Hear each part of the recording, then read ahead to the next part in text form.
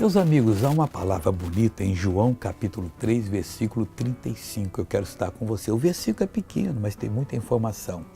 Jesus disse: o Pai ama o Filho e todas as coisas entregou nas suas mãos. O Filho nos ama também.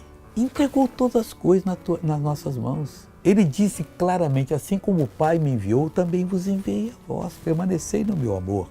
Nós não temos que ter falta de nada. Está faltando aquela oração positiva.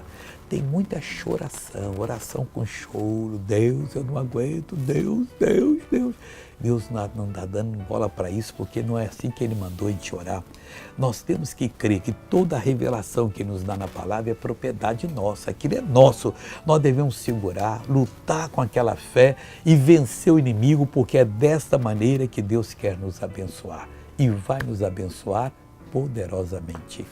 Veja essa pessoa que recebeu uma bênção e eu já volto. Este pé doía muito. Doía? E como caminhava com esse pé? Às vezes, quando estou caminhando, ele dobra assim. Mas agora estou bem. Agora está melhor? Sim, agora estou bem. Então caminhe pelo corredor agora, livre completamente.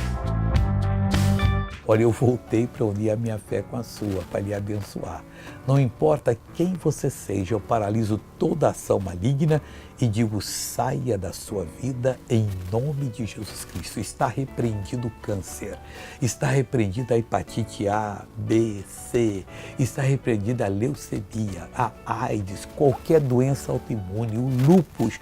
Eu estou ordenando agora: saia desta vida em nome de Jesus Cristo. E você levanta as mãos e diga: obrigado, Senhor, e amém.